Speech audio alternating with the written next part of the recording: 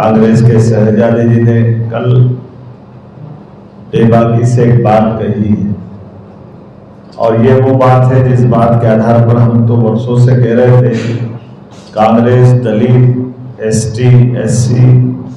OBC इनका लगातार नुकसान करती है, इनको वोट बैंक की तरह वापरती रहती है, केवल अपने लाभ के लिए वर्षों तक इस वर्ग के साथ अन्याय करती रही है। हमने सबने कल समाचारों के साथ साथ सार्वजनिक रूप से इलेक्ट्रॉनिक चैनल पे भी सुना जब राहुल गांधी जी ने खुद ने एक्सेप्ट किया उनकी दादी, उनके नाना अर्थात पंडित जवाहरलाल नेहरू, श्रीमती इंदिरा गांधी, श्रीमती सोनिया गांधी की यूपीए सरकार, उनके पापा श्री राजीव गांधी, सभी के द्वारा घोर अन्याय एससी एसटी ओबीसी के साथ किया गया और उन्होंने इस बात को स्वीकार करे जो भारतीय जनता पार्टी वर्षों से कह रही थी वो उनके द्वारा किया गया। 70 साल से ज्यादा समय तक कांग्रेस ने जो झूठ बोल करके इस वर्ग का विरोध किया था वो अब उन्होंने खुद ने मान लिया। इससे सारी पोल कांग्रेस की खुली और इस पोल खुलने के बाद भी आज बड़ी किस प्रकार से कांग्रेस इसके बारे में आगे कहेगी वो बात तो कांग्रेस के पास है, लेकिन कांग्रेस ने जिस ढंग से अपनी बात कही थी हमको इस बात के लिए ये बात जोड़ना पड़ेगी जो माननीय नरेंद्र मोदी जी हमारे यशस्वी प्रधानमंत्री कहते आए कि ये लगातार एसटी एससी ओबीसी का केवल वोट बैंक की तरह उपयोग करते रहे, झूठ बोलते रहे, इससे इनका कोई लगाव नहीं है और यही कारण है कि इसने इनके द्वारा ओबीसी आयोग की संवैधानिक मान्यता भी नहीं दी थी और वो संवैधानिक मान्यता देने का भी निर्णय अगर किसी ने किया तो यशस्वी प्रधानमंत्री श्रीमान नरेंद्र मोदी जी की सरकार ने किया कि अगर एक आयोग बनता है तो कम से कम वो आयोग को आप आयोग की तरह तो रखो। और उसी तरह से एक और बड़ा घटनाक्रम घटा है, कलकत्ता हाईकोर्ट ने एक निर्णय किया है कि धर्म आधारित आरक्षण नहीं हो सकता है, जो मूल बाबा साहब अम्बेडकर की संविधान की भावना है और संविधान में स्पष्ट किया है जाति आधारित आरक्षण हो सकता है लेकिन धर्म आधारित आरक्षण नहीं हो सकता है। और यही कारण है कि ममता बनर्जी द्वारा दिए गए उस आरक्षण को जो उन्होंने लगभग 5 लाख लोगों को, मुस्लिम लोगों को एससी एसटी ओबीसी में से कुछ आरक्षण काट करके आरक्षण देने की बात कही थी। तो एक तरह से धर्म आधारित आरक्षण यह संविधान की भावना के विरुद्ध है और इसी बात को हमने देखा कि यही कांग्रेस की सरकार कर्नाटक में कर रही है और अन्य जगह कर रही है और बड़े दुख के साथ कहना पड़ रहा कि बड़ी बेशर्मी के साथ आज भी इतने अच्छे निर्णय को जो संविधान की भावना के अनुरूप है, ममता बनर्जी जो घमंडिया गठबंधन ईडी गठबंधन की बाहर से समर्थक भी अर्थात वो भी एससी एसटी ओबीसी आरक्षण का एक तरह से नुकसान कर रही इस वर्ग का और केवल तुष्टीकरण को लेकर के मुस्लिम बंधुओं को लेकर के वो मुस्लिम आरक्षण एससी एसटी ओबीसी का लेकर के देना और उन्होंने कहा कि मैं हाईकोर्ट के इस फैसले को नहीं मानती। अब इसका मतलब है कि वो एससी एसटी ओबीसी के हक को काटना जानते, इसका नुकसान करना जानते और वो कह रहे कि हम इस निर्णय के अगेंस्ट सुप्रीम कोर्ट जाएंगे। जरूर जाइए, लेकिन ये वही बात होगी जिसके लिए हमने शुरू दिन से कहा है कि ये एससी एसटी ओबीसी का कभी भला करने वाले नहीं है, ये एसटी ओबीसी का नुकसान करने वाले हैं और एक तरह से ये जिन्ना की उस विभाजनकारी मानसिकता को पुनर्जीवित कर रहे हैं जिसके कारण देश का अतीत के काल में बंटवारा हुआ। तो कांग्रेस हो, ममता हो या इनके साथ वाले सारे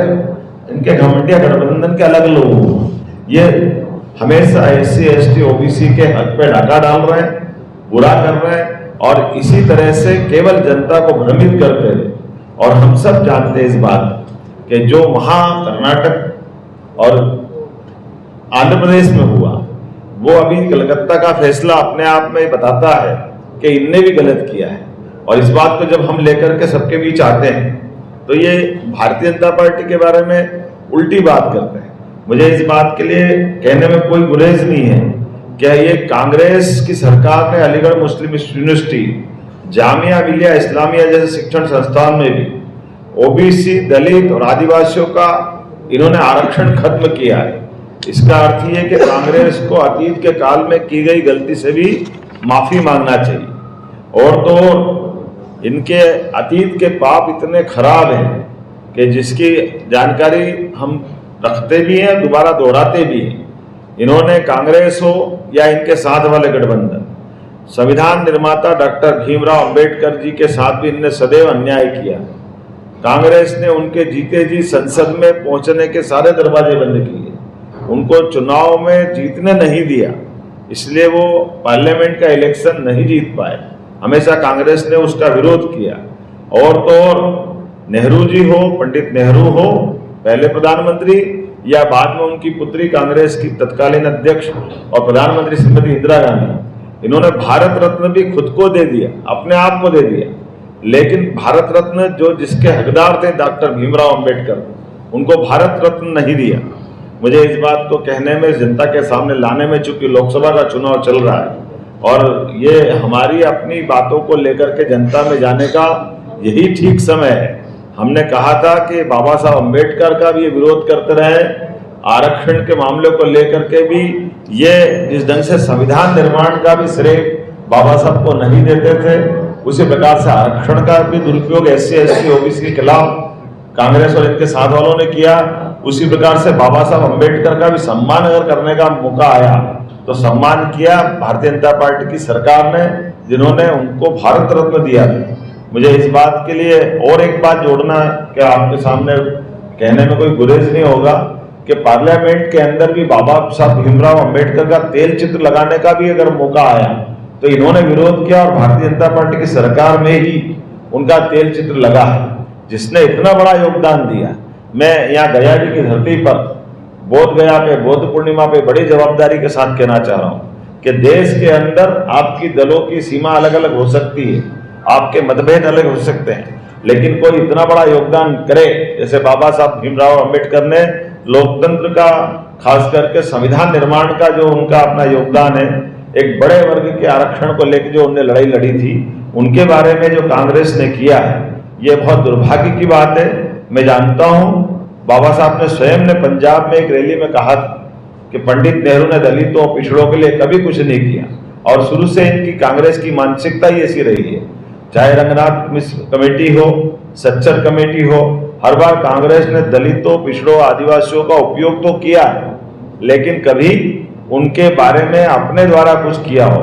वो सदैव झूठ बोलते रहे, जिसकी राहुल गांधी ने कल खुद पुष्टि कर दी है। मैं इसलिए ये याद दिलाना चाहता हूं कि 60 साल से ज्यादा समय तक कांग्रेस ने एक तरह से इस दौर से निकल करके उनके जिस ढंग से काम किए हैं, उनका ट्रैक रिकॉर्ड ही पापों से भरा हुआ है। SC ST OBC इन सारे वर्गों के साथ अन्याय करने वाला हो, और वो अन्याय की मानसिकता सदैव कष्टकारी रही है, जिसने समाज के बीच तकलीफ दी। इसमें ही ये याद रखना पड़ेगा, राहुल गांधी भले ही कल बोल रहे हैं, लेकिन इनके पूर्ववर्ती प्रधानमंत्री मनमोहन सिंह ने एक बार नहीं 2-2 बार पार्लियामेंट में भी बोला, बाहर भी बोला कि इस देश पर पहला हक मुस्लिम समाज का है। इसका अर्थ ही है कि वो मुस्लिम समाज को SC ST OBC से भी पहले नंबर पर रखना चाहते हैं। ये उसी प्रकार की बात हुई जिसे SC ST OBC का आरक्षण काट करके मुस्लिम समाज को कांग्रेस ने जो दिलवाया था, ममता बनर्जी ने जो दिलवाया है, ये उसी मानसिकता का परिचायक है। कांग्रेस हमेशा इस तरह की मानसिकता रखती है और यही इनका हिडन एजेंडा है। इसी बात से सावधान रखने के लिए हमको बात समझना भी पड़ेगी। और आप ये भी मत भूलिएगा कि चाहे ममता बनर्जी हो जो OBC का आरक्षण छीनकर मुस्लिमों को देने की वकालत कर रही है, या कांग्रेस हो या समाजवादी पार्टी हो, लेकिन इन तीनों ने तुष्टीकरण की राजनीति में आपस में डील की है। इनका गठबंधन एक साथ है। इसका मतलब है कि यह एक ही थाली के चट्टे बट्टे हैं, जो कुल मिलाकर के SC ST OBC की पॉलिटिक्स में वोट बैंक ढूंढते हुए समय अनुकूल तुष्टीकरण की राजनीति के अंतर्गत इकट्ठा तो हो रहे हैं, लेकिन इस वर्ग के लिए क्या कर रहे हैं ये मैंने विस्तार से बताया है। कांग्रेस की तो 4-4 पीढ़ियां लगातार गरीबी हटाओ की बात करती रही है, लेकिन गरीबी के मामले में भी कांग्रेस ने हमेशा झूठ बोला था। इसी प्रकार से ये वर्तमान का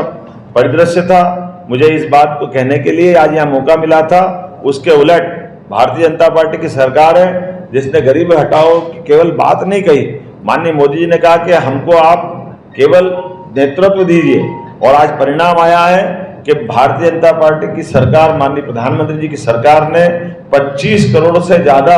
लोगों को गरीबी रेखा से बाहर लाके दिखाया है। अकेले मध्य प्रदेश में 2 करोड़ से ज्यादा लोगों को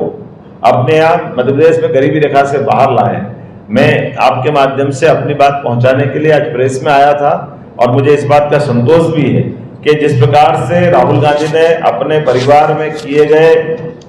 तथाकथित, एक तरह से उनकी भाषा में वो जो अन्याय हुआ था, तो अब कांग्रेस के राष्ट्रीय अध्यक्ष खड़गे जी सहित सब लोगों को इस बात को सार्वजनिक रूप से माफी मांगना चाहिए और इस बात को स्पष्ट करना चाहिए कि अब इनकी जिस प्रकार से कलकत्ता हाईकोर्ट का फैसला आया है और जिस प्रकार से कर्नाटक और आंध्र में इनकी सरकार ने भी इसी प्रकार से SC ST OBC के साथ अन्याय करके मुस्लिम वर्ग का साथ दिया था,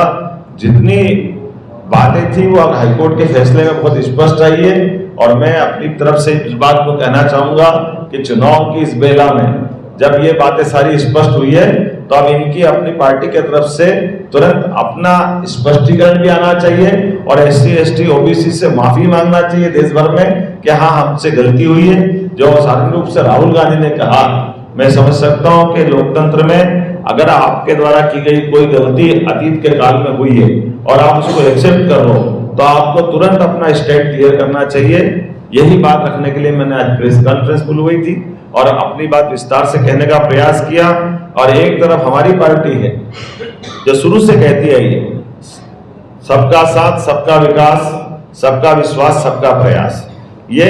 ऐसा घोष वाक्य है जिसमें सबको लेके चलने की भावना, और ये अवसर परिस्थिति के आधार पर तथाकथित जो गठबंधन बना था, इस गठबंधन ने जिस ढंग से एक तांडव किया है वो सब आपके सामने है। बहुत बहुत धन्यवाद। सर, एक सवाल है सर, ये 200 जनसभा पूरा होने के बाद आज तेजस्वी ने हेलीकॉप्टर में केक कटिंग किया है, केक काटा है, तो अपनी 200 सभा पूरा होने पर केक काटा है तेजस्वी ने हेलीकॉप्टर में। अभी मैंने देखा नहीं है, लेकिन मैं मान सकता हूँ कि अब इस पे मैं क्या टिप्पणी करूँ। सभाओं पे केक काटने के बजाय रिजल्ट आने पे कुछ सोचते तो अच्छा लगता है। उनको लगता है रिजल्ट आने पे कुछ होगा कि नहीं होगा, पता नहीं। एनडीए की क्या स्थिति होगी? स्थिति क्या है? स्थिति तो स्पष्ट है। पूरे देश के अंदर हमने सबने देखा है कि जो बात मैंने यहाँ कही है, जनता के बीच ये बात नीचे तक अपील हुई है। और यही कारण है कि जब पहली बार 2014 में माननीय प्रधानमंत्री मोदी जी ने कहा था कि हमारी सरकार पूर्ण बहुमत की सरकार बनेगी, और हमने सबने देखा कि वो पूर्ण बहुमत की सरकार बनी। 2019 में कहा था कि अब की बार 300 पार, तो डंके की चोट 300 पार हमने अपनी पूरी की थी। आप भूले नहीं, 2014 के समय इसी प्रकार के कांग्रेस और उनके साथ वालों ने हंसी उड़ाई थी, असंभव है, हो नहीं सकता, कभी इनकी सरकार नहीं बनेगी। और माननीय मोदी जी के बारे में तो इतना इतना गंदा बोलते थे। गुजरात के चुनाव के बाद जब उनको CM करके PM अनाउंस हुए CM से, तो हमने सबने देखा, पूरे देश ने एक्सेप्ट किया और पूरे देश में एक वातावरण बना पूर्ण बहुमत की सरकार का। 2019 में 300 पार हुए, और अब मैं निश्चित गारंटी से कह सकता हूं कि जैसे भारतीय जनता पार्टी ने कहा है कि हम 300 से ज्यादा सीटें जीतेंगे और सब साथ वालों को मिलाकर के 400 पार जाएंगे। अभी तक के जो मेरी जानकारी में है, 5 चरण के जो चुनाव हो चुके हैं, उस 5 चरण के चुनाव में निश्चित रूप से हमने जो कहा है हम उसके यथार्थ तक पहुंच रहे। सर, मध्य प्रदेश में बीजेपी कितनी सीटें ला रही है, क्या अनुभव का था? हमने मध्य प्रदेश तो भगवान का आशीर्वाद है, 2014 में 29 में से 27 जीते, 2019 में 29 में से 28 जीते, और निश्चित रूप से अभी तक जो हमको रुझान मिले हैं, रिजल्ट तो 4 तारीख को आएगा, लेकिन इस बार 29 की 29 जीत रहे। सर,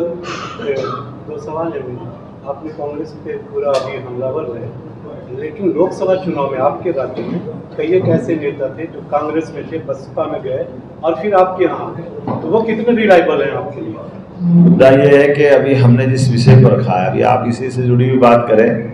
आप बताइए, कांग्रेस के किसी व्यक्ति ने अतीत के इस सारे घटनाक्रम पे जो SC ST OBC के साथ अन्याय किया, इससे जुड़े हुए प्रश्न पे अगर अपन देखेंगे तो ये बिहार वो राज्य है जो इसी बात की लड़ाई लड़ता रहा है। यूपी सहित पूरे तौर पर कांग्रेस यहाँ से आगे बढ़ जाए तो कलकत्ता तक, बंगाल तक जिस प्रकार का अन्याय SC ST OBC के साथ हुआ है, मैं तो बड़े बुद्ध की धरती पर आकर के बुद्ध पूर्णिमा के दिन भगवान को प्रणाम करते हुए ये कामना कर रहा था कि भगवान इनको सद्बुद्धि दे,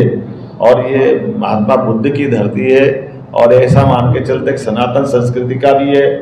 पवित्र तीर्थ है। भगवान विष्णुपद के यहाँ आशीर्वाद लेके आया कि आज ये लोकतंत्र में कम से कम पर्दाफाश हुआ